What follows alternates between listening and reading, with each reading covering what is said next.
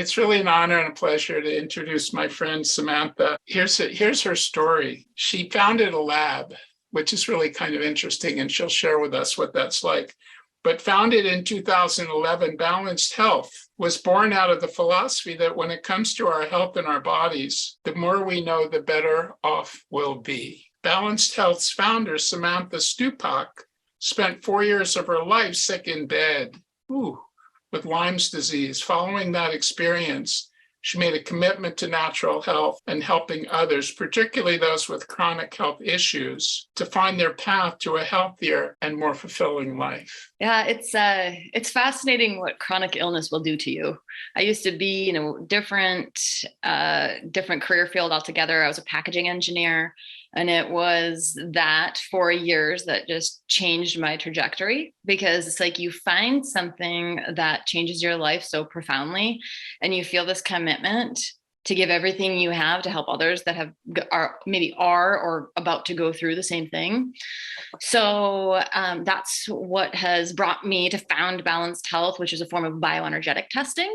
So our testing facilities are all over the US, and this is a very different type of test compared to traditional testing.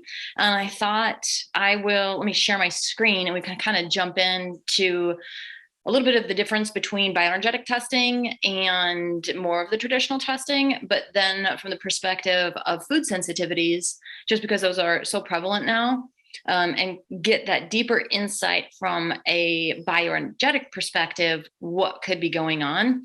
Because I would say, in the past, over a decade that we've been doing this, a lot of people will come to us saying, I just got to know what foods to avoid. I am so sick of tired of not being able to eat anything because I feel terrible afterwards. But as I've really dove deep into studying tens of thousands of these reports that we do, you start to see the correlations. And while it's important to know what these food sensitivities are, and it's important to stop fueling that fire while you get to the root of the issue. And I'm super excited to show you some of these insights that I've found over decade doing this. So we're going to go over the deeper meaning behind food sensitivities. And just the typical disclaimer, this is for educational purposes only and shouldn't be interpreted as medical advice. To start with, I mentioned I was going to go through the bioenergetic perspective, and it's such an important thing. And I know I'm probably preaching to the choir here, but you all know how important food is in our diet for the whole process of healing. And when we are looking at food sensitivities from this bioenergetic perspective, we are not testing like traditional testing where you might think of like a prick test where the skin is pricked to see if there's a reaction, or a blood test where you're looking for different antibodies and things like that.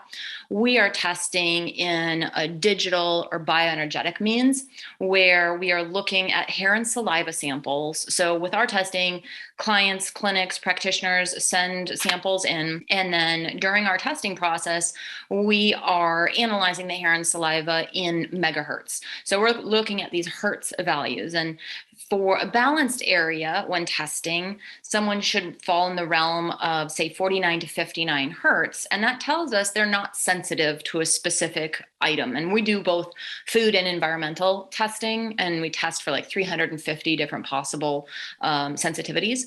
And so when we expose the hair and saliva to that specific pattern of, say, a banana or wheat or whatever that we're testing at that moment, if the hertz value goes above 59 hertz or drops below 49 hertz, that's triggering us and telling us that person is having a negative association with that specific item. And so it's a very different way of looking at sensitivities. And we're not, a sensitivity is very different than allergy. In my opinion, sensitivities can and will change frequently because we're going to work on that root factor. Or on the flip side of it, if we don't work on that root factor, if we don't work on the digestive system, if we don't work on the immune system, we might see an increase in sensitivities over time. Just to give you a little bit of insight before we jump into some more specifics, here's a list, a bullet pointed list of a handful of some of the common factors that we've found to be big triggers for food sensitivities. And oftentimes, once we clear some of these things, the food sensitivity can start to subside. So, for example, toxins. Parasites are one of them. And oftentimes, I'm going to dive deeper into this as we go on, but parasites can often feed on things like shellfish, fish, meats.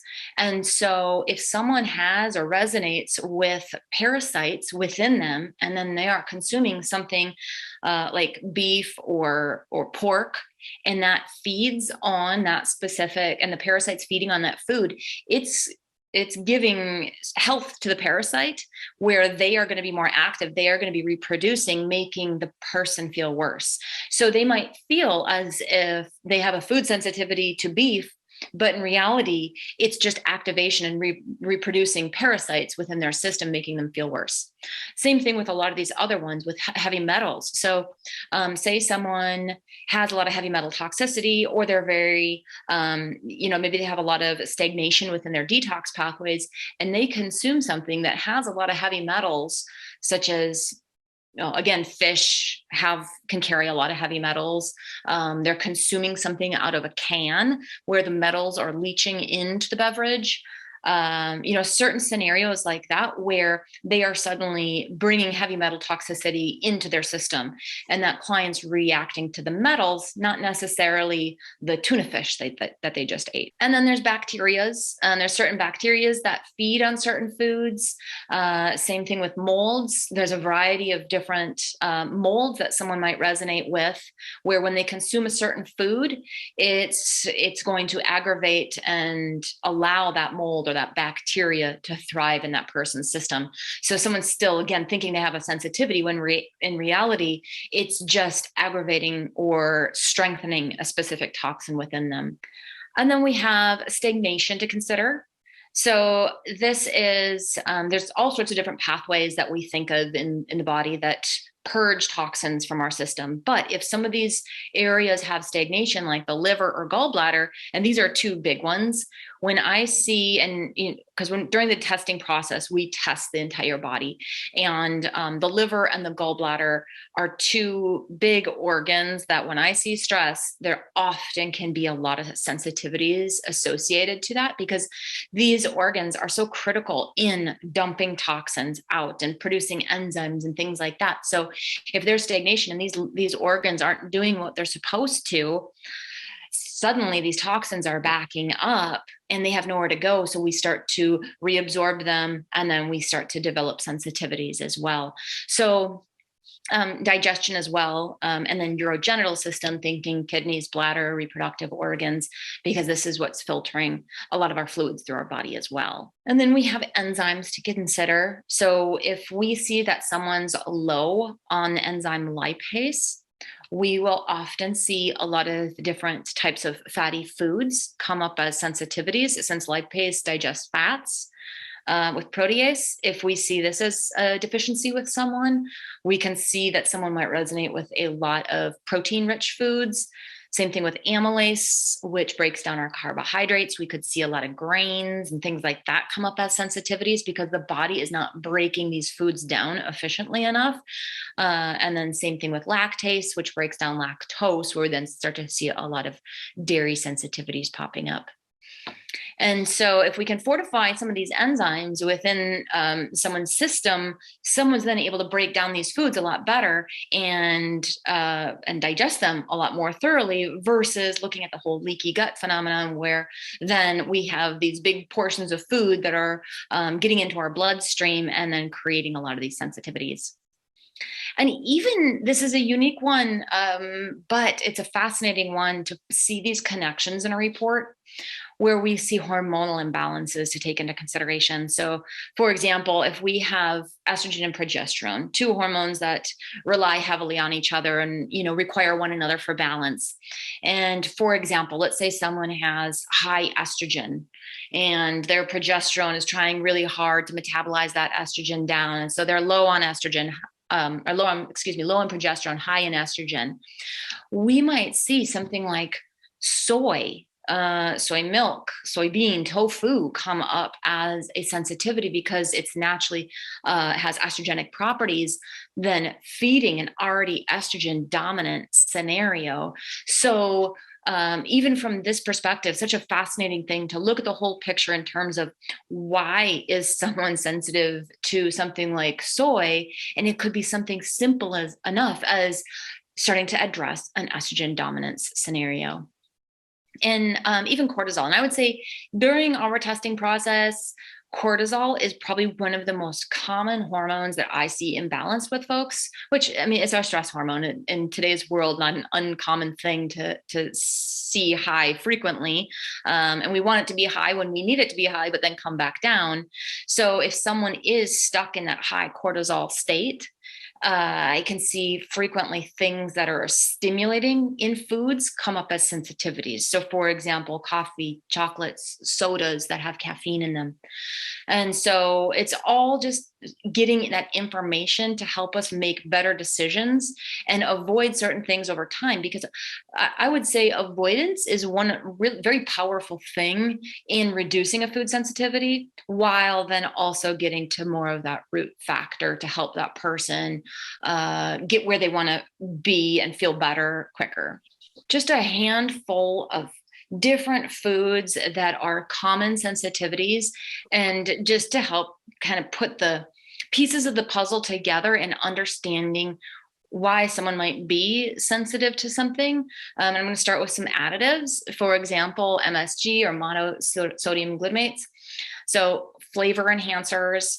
But if you think about MSG, this is a chemical. It's not natural. It's not something that really any of us should be consuming. And you can see here the long list of different types of symptoms that someone might feel when they consume it, or how, especially if they have had sensitivity to it. But why is one person okay with MSG and not reactive to it, and the next person is? And with it, along with some of the other additives, a very common theme is going to be that that person already has a level of chemical toxicity occurring within their system. And so when they consume something like MSG, it's adding to that chemical toxicity within their body, and their body doesn't know how to purge it that fast. And so we look at detox pathways. Is the lymph, is the digestion, is the liver and gallbladder open and flowing so these chemicals can move through? Additionally, there's certain areas that chemicals have an affinity for in the body. We see them frequently latching on to nerve endings. They will also lodge into endocrine glands. And the urogenital system is frequently impacted by chemicals as well. So if we see any of those detox pathways or areas of the body that are already stressed for someone, if we can work on cleaning and detoxifying and fortifying those areas, then hopefully these chemicals are not going to be as a big a factor when they do consume them. And here's another one, sodium fluoride, which in our drinking water, toothpaste, often used in different pesticides as well. And with fluoride, this is an endocrine disruptor. It can weaken bones. It can create all sorts of nervous system issues. And so once again, if we see during the testing process that someone already has joint issues, if they have a weakened thyroid, if they have a stressed nervous system, when they're exposed to fluoride, it's going to hit those areas of the body harder and more intensely. So if we can fortify those areas of the body, like the nervous system, locomotor, and endocrine, they're going to be much less impacted by fluoride. Or on the flip side, are they frequently exposed to fluoride? Which many of us are, whether it's drinking water and toothpaste and things like that. So if it's just an overabundance of it in the body, our body's having a hard time purging it. So these ones are kind of obvious because they're not good for us in the first place. So let's get into some more here. And I have one more slide of the food additives, which is the food dyes. And these ones are tricky because you read ingredient lists and it can be, they can make it seem that these ingredients are deceiving, the hashtag yellow. I always find it really important to look at those ingredient lists just to make sure that there's no food dyes in there, just because they are toxic. And some people have tried to take that extra step to do well by themselves and take like a multivitamin, but it's crazy how many multivitamins actually have food dyes in them. So really important to look at even your multivitamins and supplements to make sure you're getting high quality supplements that don't have food dyes in them. And you can see the long list of different foods and things like that that have dyes in them. But if you ever see the unnatural looking foods like these this candy over here, obviously that's food dye, but there's more natural, like they'll use beet powder to dye food, and that's in the more organic realm, which is very different than these inorganic type of food dyes. So food dyes are chemical in nature as well, and just like we just learned, chemicals have that affinity for the nervous system. So they're going to latch onto those nerve endings, creating all sorts of imbalances in the nervous system. And you can see the list here: irritability, hyperactivity, headaches, things like that. And so I would say 7 times out of 10, when we're testing someone with ADD, on the spectrum in any way, shape, or form, this is one of these, if not all of these food dyes come up frequently. So just that stress within the nervous system already, throwing on something like a food dye, chemical in nature, is just putting that nervous system into a higher stress state.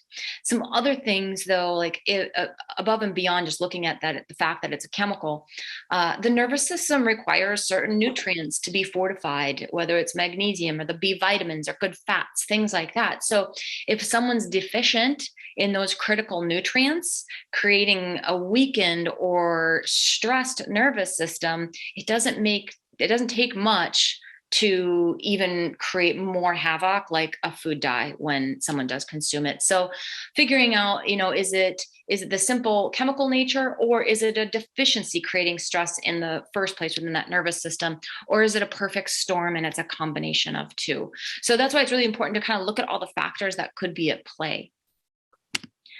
Now we're going to get into some of the beverages. And here we have the first bullet point, all these different alcohols. So alcohol obviously is metabolized within the liver. So if someone has a very stressed liver and they can't metabolize the alcohol very quickly, these are our folks that are going to get drunk easily. They're going to have horrible hangovers the next day. They might get hives when they drink. So oftentimes it's a correlation with liver stress. And then of course, kidneys helping to manage fluids within the body. If there's stress here, once again, we're going to see some issues with the alcohol. And even from a toxicity standpoint, when you think about consuming alcohol, it immediately is turning to sugar in our body. And so if someone already has a lot of candida or they struggle with any level of mold toxicity, when they're consuming alcohol, it's feeding that mold, it's feeding that candida. And same thing with beer and kombucha as well. They have a lot of yeast within them. So when they're consuming either, something like kombucha or beer, it's feeding that mold and feeding that candida. Now, coffee, this one is interesting because a lot of different reasons we can see this one come up as a sensitivity for people, because it could be that they already have a stressed nervous system or they already have high cortisol. And when they consume coffee, it's just too stimulating and we're stressing them out even more. But caffeine is metabolized in the liver. So once again, if someone has stress in that liver, it could be that they're not going to handle the caffeine that well because they just aren't processing it. These are going to be our people that get really jittery from caffeine.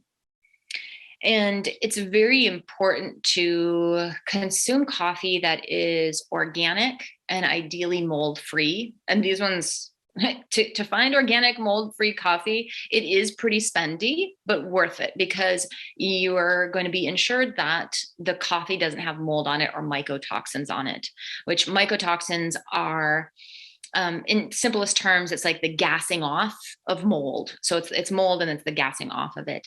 So if someone has a lot of mold toxicity, mycotoxin toxicity already, and they're going to consume coffee that has mold or mycotoxins on it, they're continuing to feed a toxin situation that they have. And even pesticides. A lot of coffee, if it's not organic, it's going to be covered in pesticides. And so really important to consume clean coffee. And someone that is potentially very acidic, just because coffee is so acidic, if someone is acidic, they might resonate with a coffee sensitivity as well. And then if we look at some of the sodas, regular soda, diet soda, root beer, things like that, obviously it's, in my opinion, not everybody should avoid it, but some of the deeper meanings behind it, if it's the artificial sugars like aspartame, or if we have high fructose corn syrup in there, those are just going to impact our nervous system and endocrine systems so much. And our bones as well. So if someone already has stress within our nervous system, locomotor system, endocrine system, it's just kind of fueling a fire for those areas. And then last but not least, here in beverages, we have red and white wine. So I don't need to touch on the alcohol portion of it again with the liver and gallbladder stress, but also if you're gonna have wine, try to get organic. I mean, try to consume everything organic, in my opinion, but I know it's spendy. But wine, if it's not organic, Roundup, pesticides, things like that are heavily used on the grapes for wine in different types of conventional farming. So if you're drinking non-organic wine, the likelihood of pesticides being there are very strong, which of course is going to make you feel yucky. But also, if you already have a level of pesticide or herbicide toxicity within you, when you even have more of it, you can even feel worse. And we all have a level of pesticide and herbicide toxicity in us. I don't care how much you detox or how clean you eat. It's in our air, it's in our food, it's in our water, it's everywhere around us. So, trying to do those regular detoxes and things like that is always helpful to help to address this consistent burden we're exposed to so frequently. Dairy sensitivities. So I would say this is probably one of our most common sensitivities that we see. And one of the factors being that as we get older, we just naturally start to produce less lactase, which is the enzyme that helps us break down lactose. So many of us can tolerate dairy for a long time. And then it seems to be a lot of folks in their 20s start to be able to notice that they're not feeling that good when they have it, whether it's bloating or congestion, loose bowels, things like that. And so if someone's low on lactase in one of our reports when we're testing those enzymes, almost 100% of the time, we also see these dairy sensitivities, which just makes sense. If they don't have lactase to break lactose down, it's someone's going to have that overabundance and feel yucky. So we now have respiratory stress and digestive stress. So if you think of someone that might have stress in these two areas, they can be have a lot of mucus involved. So when they're consuming dairy can create even more mucus when they consume it. And so if there's stress in respiratory, digestive, and we're adding more mucus to an already stressed area like that, it's once again just fueling a fire. And then the presence of different toxins, different bacterias, molds will thrive on dairy products. So of course, avoiding feeding these toxins by starving them from things like dairy will help to get rid of them more quickly. And then even parasites. So parasites can impact lactase activity. And this is just a really cool study on specifically Giardia impacting lactase and then the malabsorption of lactose. So it's really profound to find some of these little critters that can be playing such a massive role in some of these sensitivities. And parasites is a big one for a lot of people across the board for a lot of different foods. And now we have fish and shellfish sensitivities. So this is not I wouldn't say it's one of the more common sensitivities we see, but when we see it, there's definitely some strong correlations. One of them being, fish being a little bit more on that fatty side. We can see a correlation with liver and gallbladder stress, just because that area is so important to helping to process fats. Additionally, we see people low on lipase frequently, which is the enzyme that breaks those fats down. And so that's probably one of the more common things that we see with the fish sensitivities, on top of specific toxins, two in particular being heavy metals and parasites. It's very common, more so with the parasites. When I see a parasite come up for someone during testing, and especially with a fish sensitivity, it makes sense that once we clear the fish or the parasite, we'll clear that fish sensitivity. And, even thinking about eating sushi, a lot of people might consume sushi and feel worse afterwards, because a lot of that sushi has active parasites in it. So you're just adding to that parasitic load. And then same thing with some of these heavy metals. A lot of fish, the environment that they live in is very full of metals. And so when consuming fish that has heavy metals in it, it can just make you feel very reactive. So once we clear some of this heavy metal toxicity, a lot of times that fish sensitivity will subside as well. And then even certain nematode exposures can be confusing, because it feels like a food sensitivity, but in reality, you maybe consumed a nematode. One of the common ones is Anisakis. That's one that we see frequently come up, and it originates specifically from undercooked fish. And often in sushi situations as well. And then fruit sensitivities.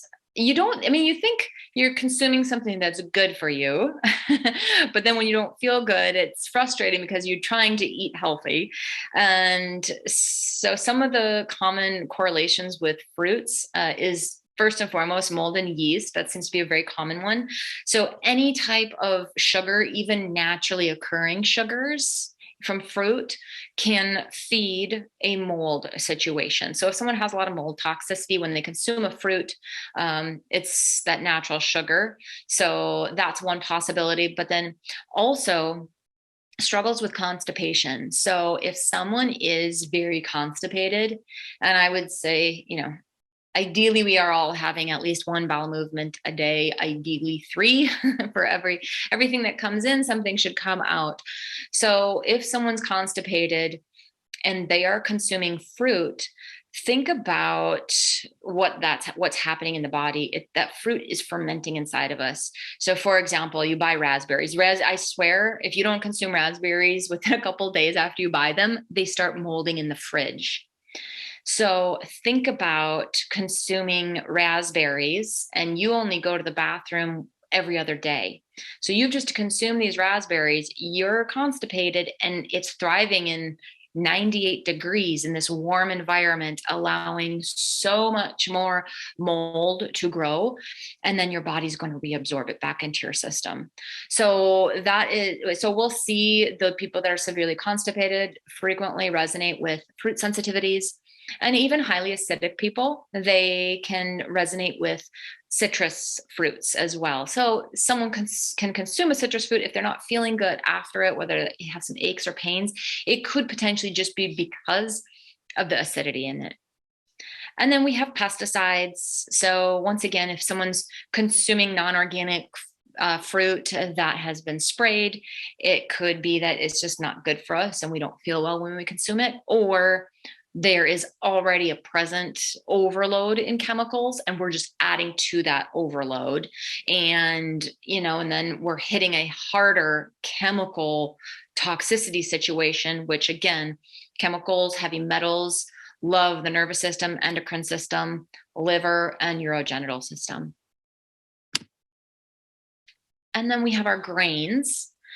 So a lot of people have gluten sensitivities, and I would say that's probably the second most common sensitivity that we see people coming up with.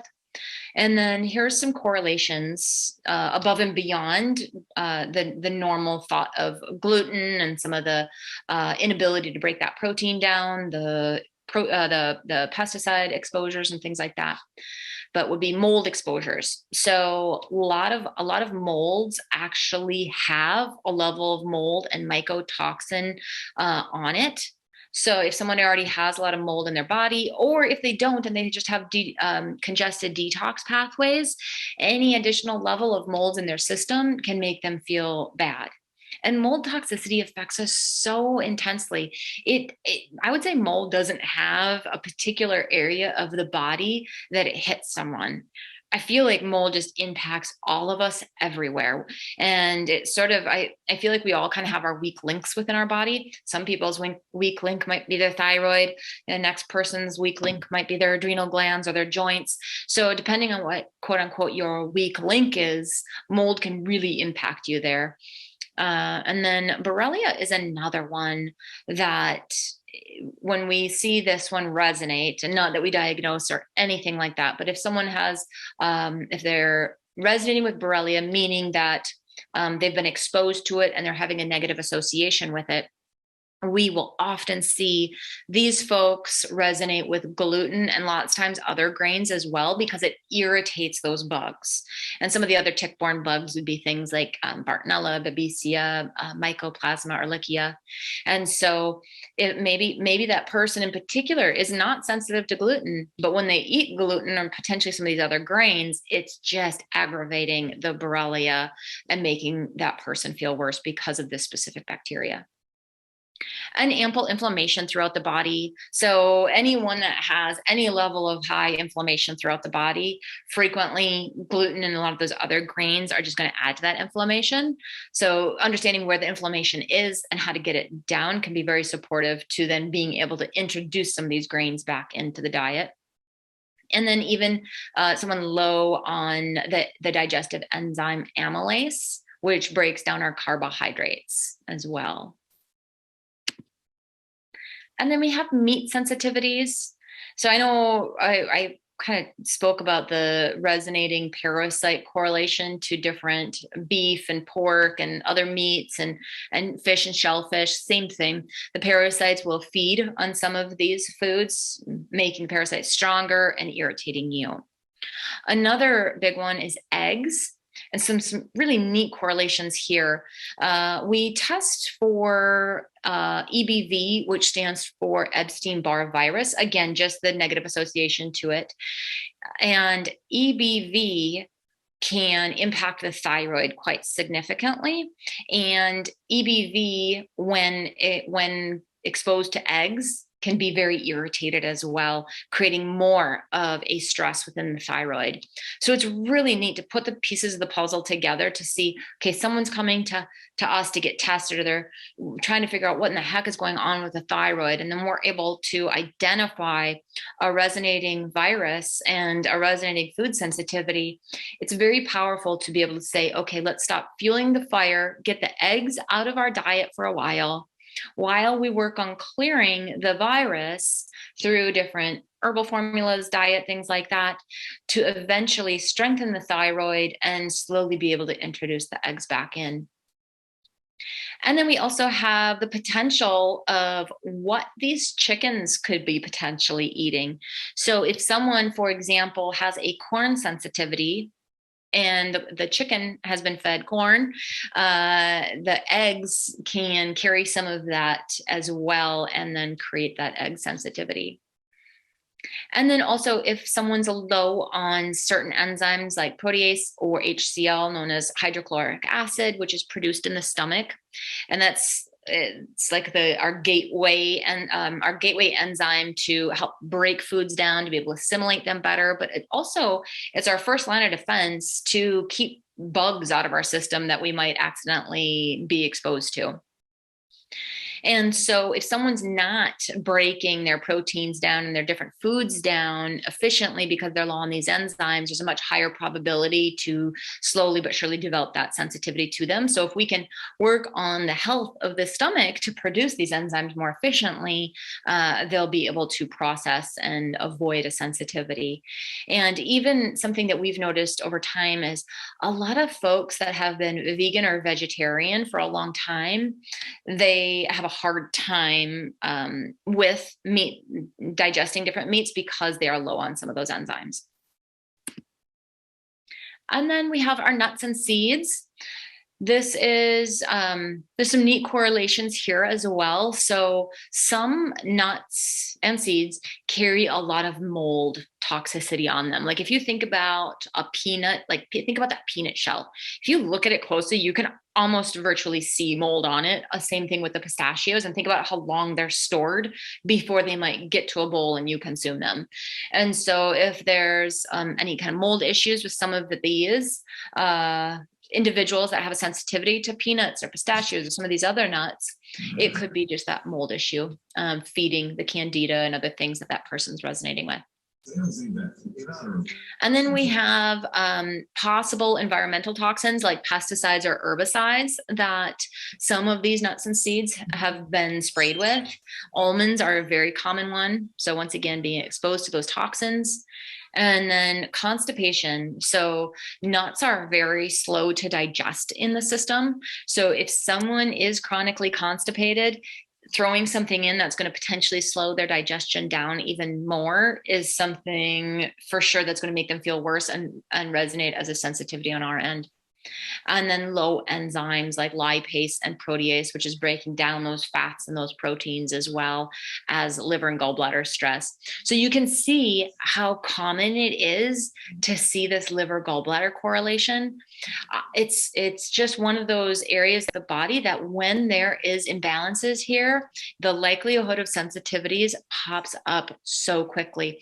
So this is just a kind of a good go-to to make sure you're regularly giving some TLC to these areas of the body, whether it's, taking a specific herb or doing castor oil packs or something like that, just to help the liver and the gallbladder decongest and flow more fluidly.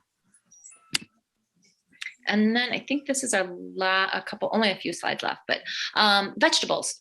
So nightshades are, our eggplants, tomatoes, peppers, potatoes, different foods like that. If someone has a lot of high stress or inflammation in their body, these can be rather inflammatory foods. So once again, trying to find out what's creating the inflammation in the first place. Is it a specific bacteria? Is it stagnation within the lymphatic system? So honing in and trying to find out the area of the body that's not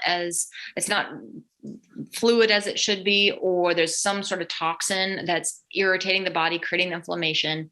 Getting to that first will then hopefully allow someone to slowly add these back in once we figure out what the inflammatory markers are.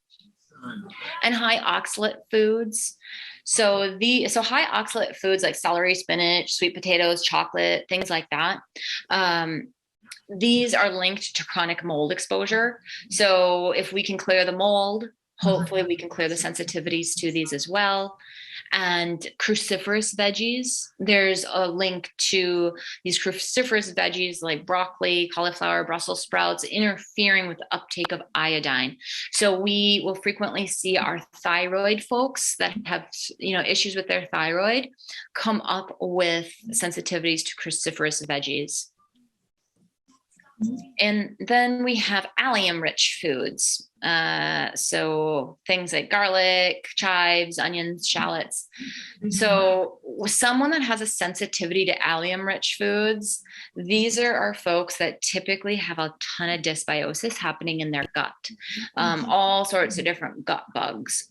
So allium-rich foods have natural antibacterial properties.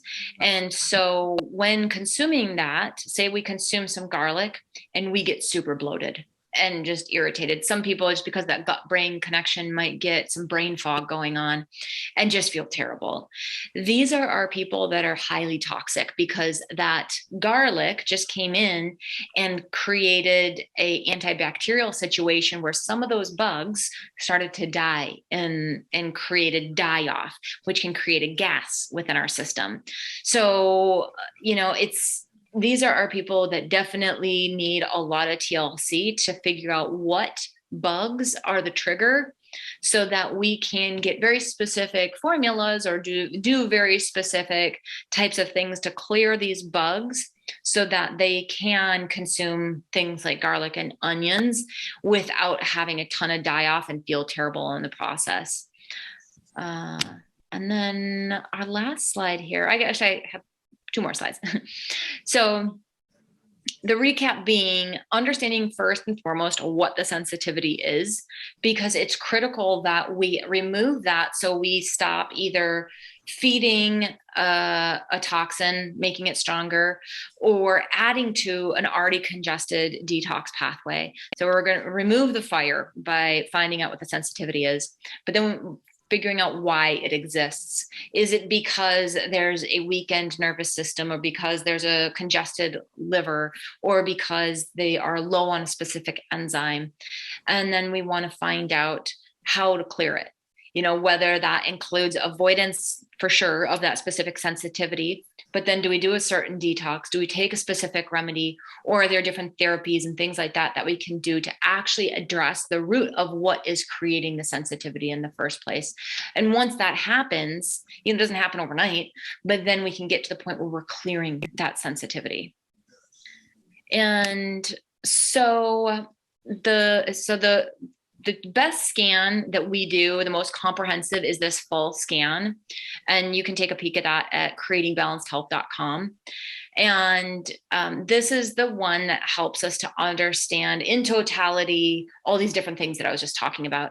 And let me just bring up, let me see if I can exit here. Let me bring up and just show you what a full scan looks like, so you can see how powerful this information is. So all of this information is collected from the hair and saliva, and through the testing process, once we gather all the different values from the hertz that we're testing that emanate from the samples, this is the final report. So you can see first we have the system performance, and you can see all the different areas of the body that we test. And then blue is ideal. Yellow is where acute stress or inflammation has started. Orange is chronic stress or inflammation. And then we get to the red. That's where it's like the body has been telling us for a long time something is going on, but you haven't listened, and now it's weak. And it's a lot easier to get the orange and the yellows back into balance versus the blues, or excuse me, versus the reds, because we need to fortify, we need to strengthen versus cool down and clear. And so it's nice to be able to see exactly where someone's holding stress. And then we can even get real specific down here. For example, here's this endocrine system running at 58%. And we can see right here, it's the thyroid, the thymus, the pituitary, pineal, hypothalamus, adrenal glands, all driving that down. So we can identify specifically which organs are the biggest concern for that specific person to work on. So this is giving us that baseline. And then here we can see specifically the sensitivities that resonate for that person. And it's starting to tell, it's painting this picture. So we can see MSG and food dyes. And here's that correlation, nervous system and endocrine system stress. You can see we test for environmentals, which also tell a lot in terms of what someone has going on. But then you can just see specifically all these different possibilities. And then and here's the nutritional imbalances, where we're testing all these different nutrients. We're listing the nutrient they're low on, and then food sources that are potent in that specific nutrient, because in a perfect world, we want to get our nutrients from whole foods. Every so often, if someone's very deficient in something, it might come up that they need to take a supplement specifically for it. But this is very powerful as well, because if we think about, here's iodine, someone's coming up low on iodine, someone's coming up low on these B vitamins. And if we go back up here, we can see the thyroid being the most stressed gland or organ in the whole body, and they're low on iodine. That makes a lot of sense. Additionally, this is a Jane Doe sample, but she was low on B vitamins, and that's critical for so many areas of the body, but specifically that nervous system. So you're able to see specifically what areas of the body need support that aren't getting what they need nutritionally to be fortified and healthy and flowing and working as well as they should. And you can see here, we list those different enzymes, a lot of which I spoke about earlier. And then here we get to the toxins. I love this section. And you can see all the different areas or the different categories that we test for toxins. And we list here the origin of the toxin, but we do test for the specifics. And, we'll go through those during a consultation, but we don't want anyone to be confused that this is a diagnosis in any way. But we can see specifically, here's a virus, here's a parasite, and we can correlate that to different areas up here within the body and help us understand, is it a specific parasite that irritates the liver? Is it a specific virus that irritates the thyroid? And be able to then work more specifically at clearing those. And then we also test the hormones here. You can see here's high estrogen, high cortisol, low testosterone, and DHEA. And those continue to paint a picture in terms of what someone might have going on. And, earlier we had spoke about the soy, and here you can see soy coming up. Another big one, when we see high estrogen or estrogen dominance, we might see in this environmental section something like plastic sensitivity, because a lot of plastics have that BPA, which is going to have xenoestrogens in them as well, adding to this estrogen dominant scenario. One thing I'll say before I turn it over is I'd like to invite you to do a part 2. So this is part 1, understanding sensitivities, and part 2 is clearing them and discussing more around, the relationships that, I understand most people don't. And then, just kind of some of the healthy therapeutics, because, that's the other thing. Once you have all this data, you go, holy cow, whew, it's a lot to understand, and then a lot to present to someone who is just feeling lousy. Well, I have a question for Sam. How much tests approximately cost? I'm sure the information is on your website, but just for the people's benefits here. Yep. So that full scan that I just went over is $329. That's reasonable, because some other labs are charging much, much more than that. Absolutely. It's priced that way because it's not a one and done type of scenario. It didn't take us 1 month to get sick. It's not going to take us 1 month to get back there. So it's priced so people can do this frequently. And I would say a sweet spot is about 3 months worth of testing back to back to get hopefully some nice results in terms of how someone's feeling. Yeah. Great. Thank you. I want to ask, firstly, Sam, thank you. That was so profoundly amazing and insightful. I'm kind of, my mind is completely blown. Thank you. I hope to see you again. Things I'm curious about is, one is, can you speak more about eggs, EBV, and thyroid in particular? Because, I love my eggs, and I also need the protein due to blood sugar issues. So it's kind of like, if I take away eggs. Bigger question would be, do you not feel well when you consume eggs? If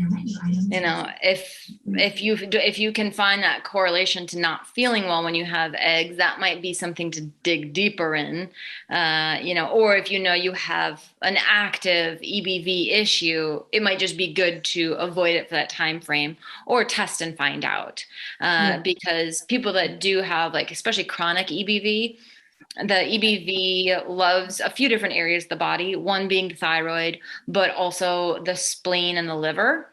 And so when the virus is in those areas and someone's consuming eggs and feeding that and irritating that the EBV, it's going to create more havoc in those specific organs. Mm-hmm. Thank you. Mm-hmm. I'm going to add one more. You're welcome to answer this or jump to other people. What about folks with ADHD? Like, very sort of brain foggy, continually distracted. Is there something that they should watch out for? I would say for sure any like food additives. I mean, those are huge for those folks. Anything that's triggering the nervous system to be very reactive. So the food dyes, the MSGs, gluten, it comes up often with these folks as well.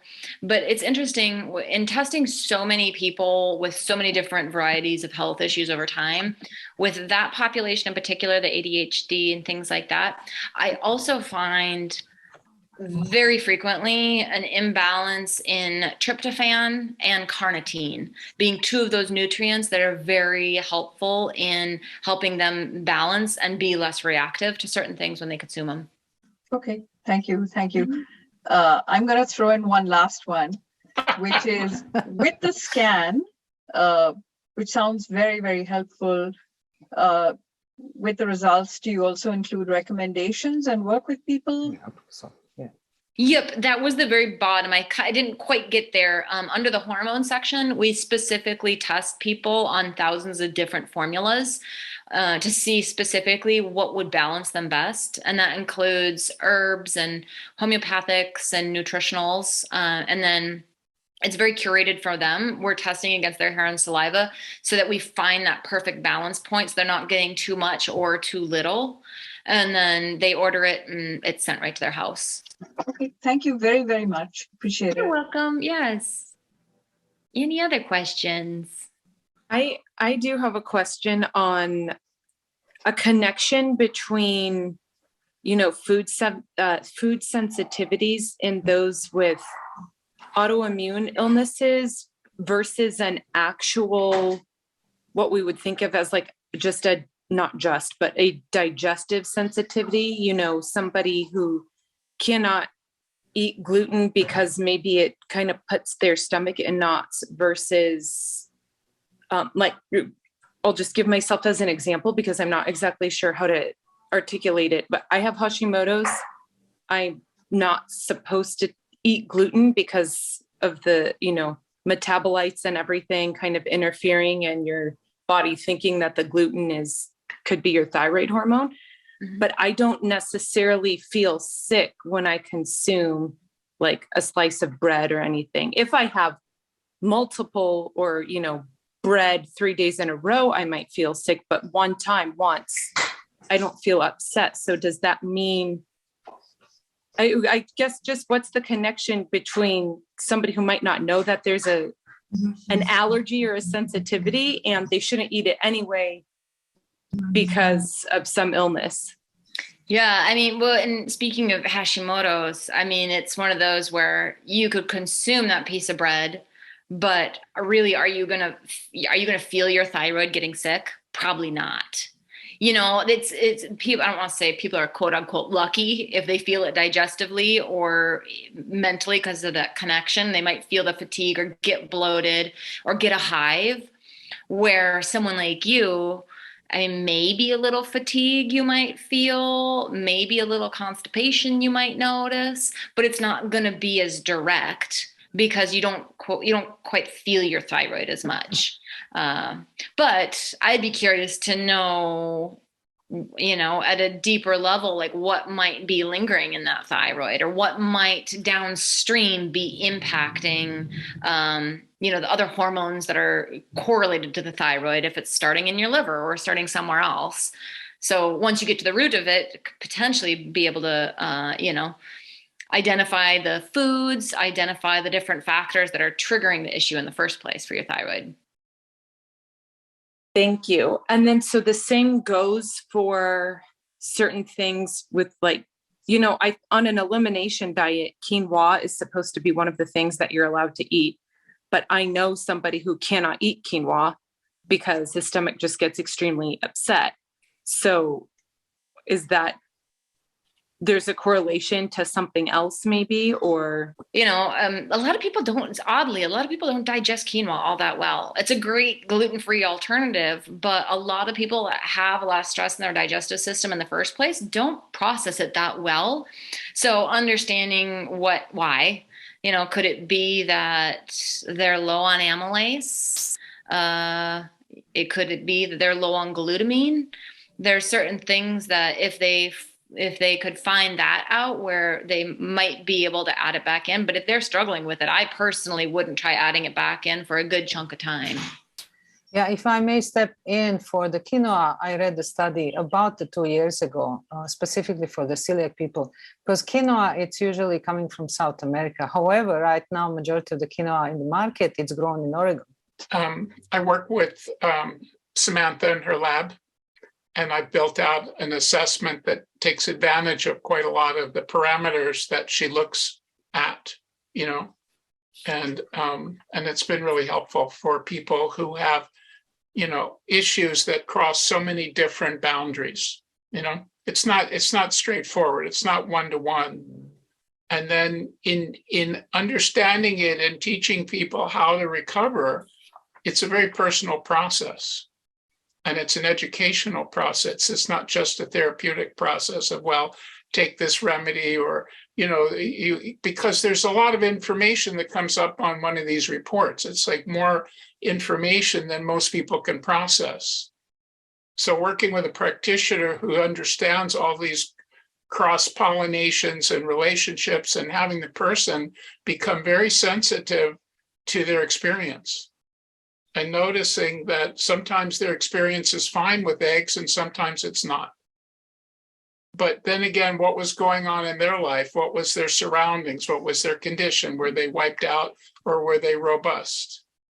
So I think as we get to this, it's not just the foods agree with us or don't agree with us, but that our systems are somewhat weakened and somewhat chronically disturbed. And when we eat certain foods, they aggravate the disturbance. So is the problem the food or the system, the body, and the various layers that we have? It's both. But the recovery and the healing is getting this self-awareness and making thoughtful choices and noticing improvements or noticing reactions. So, this whole noticing mindfulness thing and noticing our energetic shift, because what we're measuring at the lab is a resonating energy that's stable and normal. So even within ourselves, there are times when we're in our stable, normal energy field, and then we go down. Or we're in our energy field and then it goes up because it's alarmed and irritated. So looking at this as an energetic feedback system and being able to get a measurement where you can see all these cross relationships, really 100 or more, when you really go through it, it's fascinating. And it opens up kind of a personal study on a deeper level than just going, oh, these are my bad things, I'll stay away from them. Because most of these are not fixed, they're variable. And the quality is really important, as we've said, because things that are mediocre quality are saturated with irritating side products, So I would love to hear another talk on how to clear some of these sensitivities and toxicities, from the realm of the intelligence that Samantha brings forward. Oh, definitely another talk, Samantha. And again, we'll record this because this is something to watch 3 times. Yeah, sorry, I was really spitting it out, trying to get it all out there before the hour ran up. It's okay because it was very coherent. But some of us aren't kind of up to speed on every single, kind of system and interaction that you spoke of, because most doctors are dealing with a certain condition. They're dealing with an autoimmune condition, or they've learned about leaky gut and everything is a leaky gut and, all this stuff. But when you understand the wholeness of it all, and also, the way forward, I think that's kind of important, because you can get pretty overwhelmed with a bad report. When I did my first report, I went, whoa, that's a lot. Yeah, it's and I know myself pretty well. But as I say, it does require the relationship and the practicing and some of that, which you have people you refer to, and I have people I refer to, or I can make sense out of it as well. But getting this information wakes people up. That's the bottom line. They've been chronically ill. They've heard things, tried things, read things, done things, and they only addressed a small piece of a big puzzle. This type of assessment really puts a lot of pieces on the board, but it's hard to assemble them. It's like a puzzle with lots of pieces. It takes a little while to see what fits where, but it's very empirical and it's very exciting. I was going to say too that I was just very impressed with the depth of the testing that is done. Some years ago, I went to a functional physician and had some testing done. And yes, he's a MD trained in functional medicine, but I think that is a little different than holistic, because he still has that medical background there that he has put a new layer on. Yeah. And it's a different perspective. It's a good perspective by all means, but I think, the holistic aspect of it just touches on different things, and you make that. And by the way, I think that test was about $1,200 or $1,300. Exactly. Exactly. So the other question I have, Sam, is that once the diagnostics are done and you get a report to a client, how do you start tackling these things? Is it, you mentioned food being it, or do you have products that help with each of these conditions? What is the next step?